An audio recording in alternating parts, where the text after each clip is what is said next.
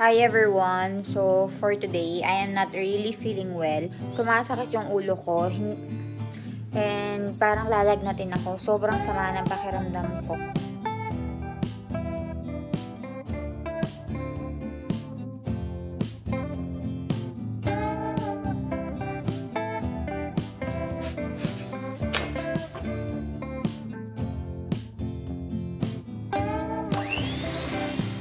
Masih wheelchair. Kailangan pani-pani siya na.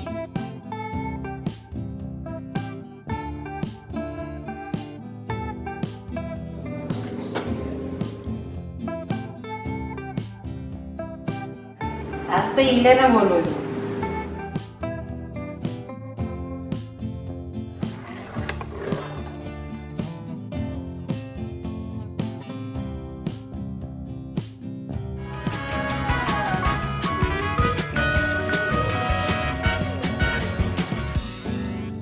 Good morning everyone! So, busy ako ngayon sa paggawa nitong ghee.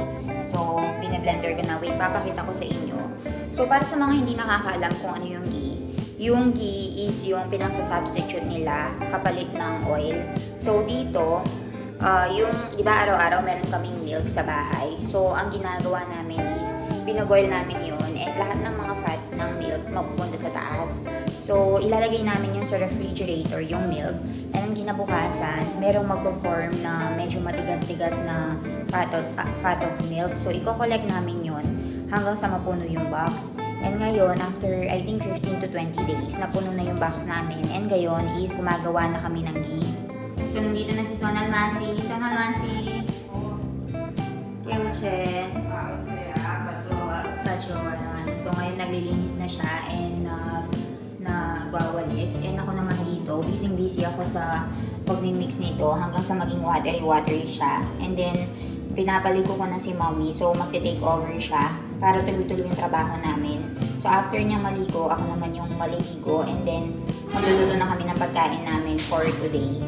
So, ayan, gagawin ko lang to guys. And balitaan ko kayo maya-maya.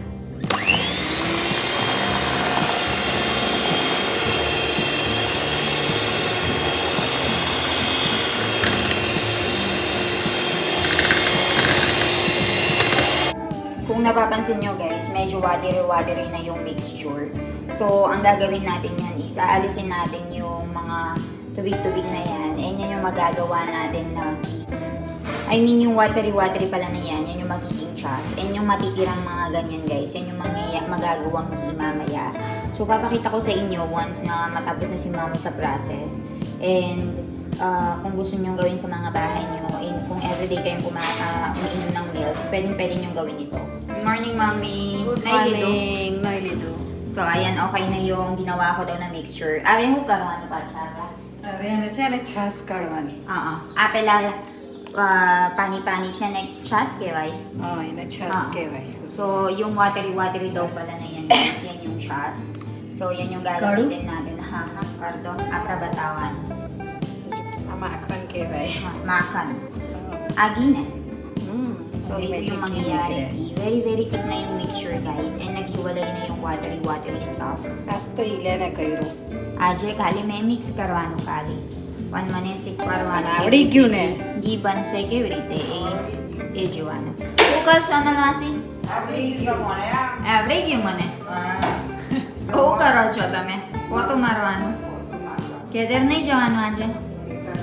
Keter na dyan, so hindi daw pupunta sa Sonal Masi sa ngayon, sa farm. So, dito lang siya sa bahay.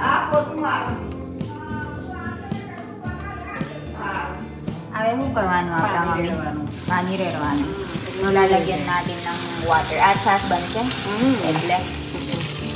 So, lalagyan daw natin ng water yan. Pagkatapos, kukunin ni mommy yung sabaw or yung water.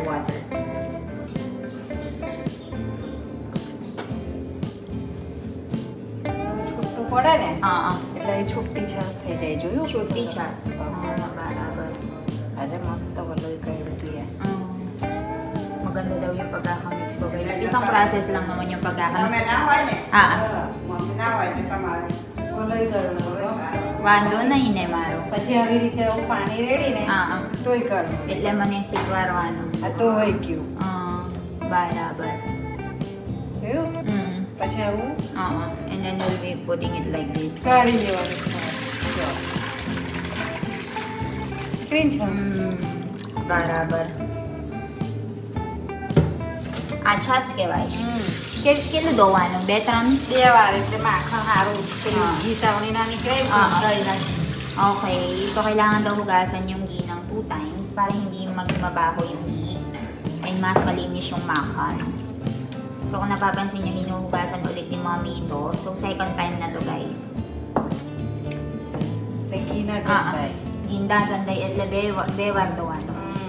So, 2 times ito dapat. પછી હું નાખવાનું, Mommy? Kasus na yun. નાખવાનું. આવે, પતી gyo. પતી ગયું આ જો. Okay. So, ayan. બસ હવે ગેસ હળગાવી ચા. પતી ગયું. થઈ ગયું. ઈઝી. Good morning, love. આજ તો ઈલેને બોલું. Awe. So, ilalagay na natin itong maksan dito. Awe, bibansin. Bas, patig yun. પતી ગયું. So, ihahayaan lang natin na ma-melt yan. ચોતું રહેવાનું ફ્રાય ના. Hahayaan lang natin na ma-melt yan, guys. And yan na yung magiging ghee natin. Very easy lang siya. So, dahil tapos na yung ghee natin, guys, ang gagawin ko niyan is maliligo na ako and gagawa na tayo ng pagkain. So, medyo, ano kasi to guys, medyo maduming gawin dahil nga tumitilamsik yung milk. So, inuna ko talagang gawin ito bago ako maligo para hindi masyadong madumihan. And if madumihan man ako, makakaligo naman, di ba? So, nakikita ko na dito na nagme-melt na. So, ayan, nakikita niyo ba? Nagme-melt na siya.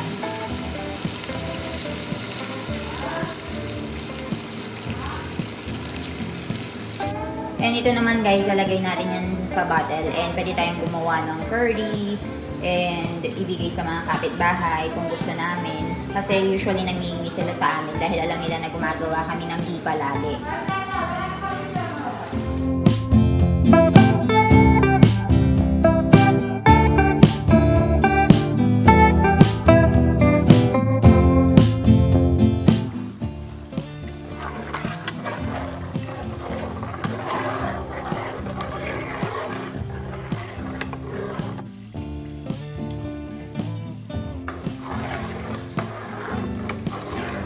So, ito na yung final product natin. Mami, akin laminit बनाई दीदी वापरा फुकारवानो 10 minute lagi है ना क्या lagi so ayan guys okay na yung ghee natin awet handut hawano है ना so you'll just wait until na maging ano to maging cold barabar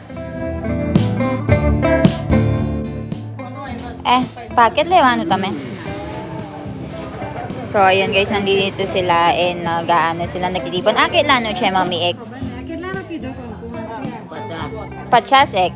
So, ganito yung mga handkerchief nila dito. Merong mga pockets and meron lalagyan ng pera.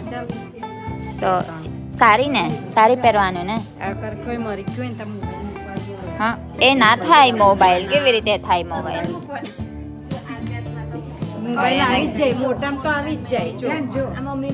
So, nagbebenta sila ng shorts dito. Ayan.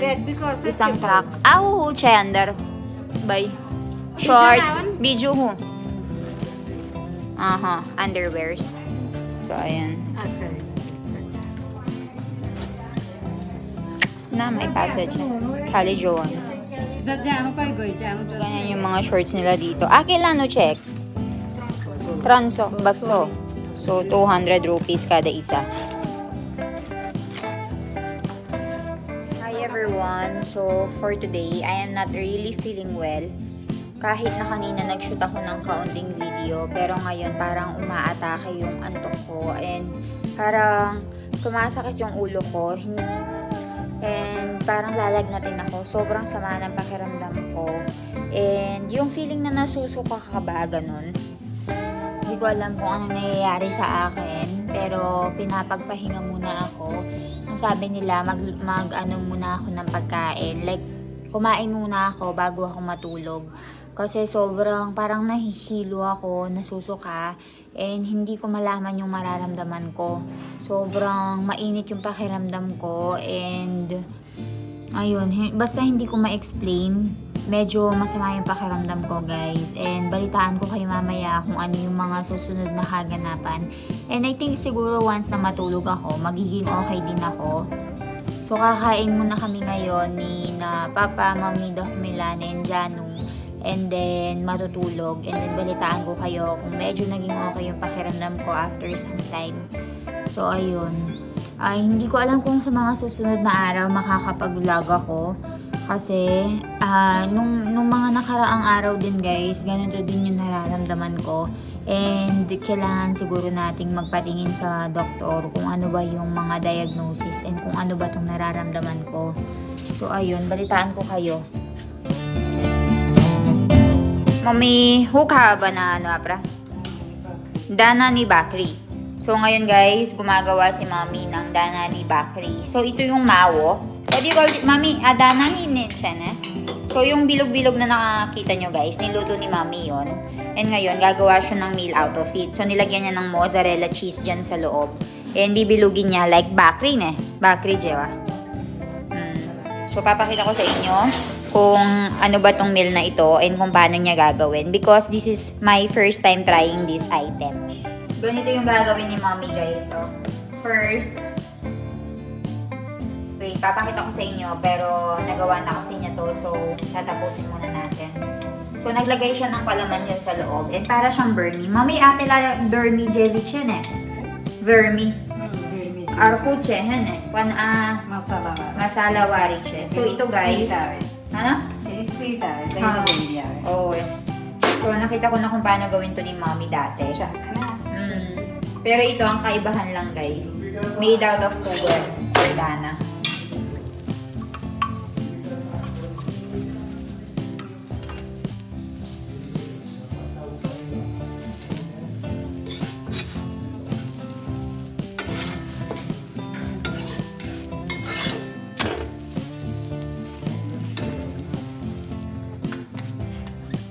So, ayan, bibilugin ni Mami ng ganyan. So, una, gagawa siya ng lot. Normal lot lang yan, or ata flour, guys. And then, bibilugin niya ng ganyan. Pagkatapos, lalagyan niya ng kaunting ata flour. And gagawa siya ng base. After making the base, maglalagay siya noong palaman, which is yung tuwer na may cheese. After nun, babalutin niya. And sasara na dyan sa pinakagitna. Pagkatapos nun, lulutuin na namin dito.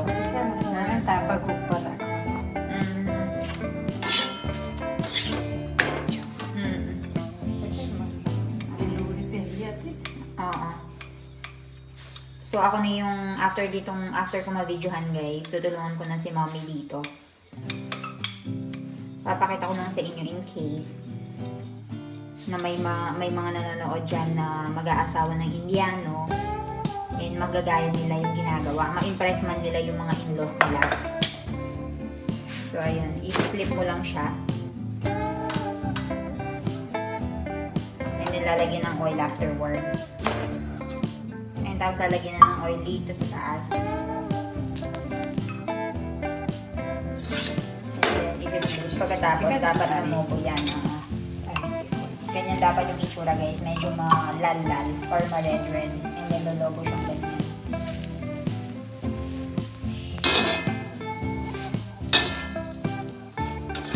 And then flip ulit. Haru ito. Haru keway.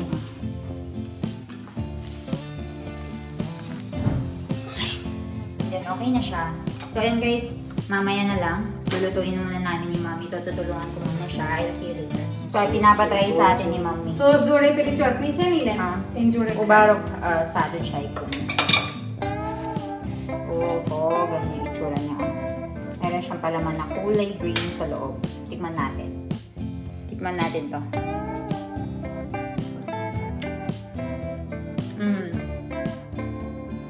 Haru siya. Haru siya. Cheese hati siya ne, mas lalakse. Tsaka siya dami. Masarap siya, guys. Para siyang tinapay na dinagyan ng palaman sa loob. Kain tayo. Eliklo moro-moro na lagi. बराबर છે કે ખાલી ખાલી બોલી ના હાથ ચક બરાબર છે શીખવું બની પડશે બરાબર જ છે બની તો ગઈ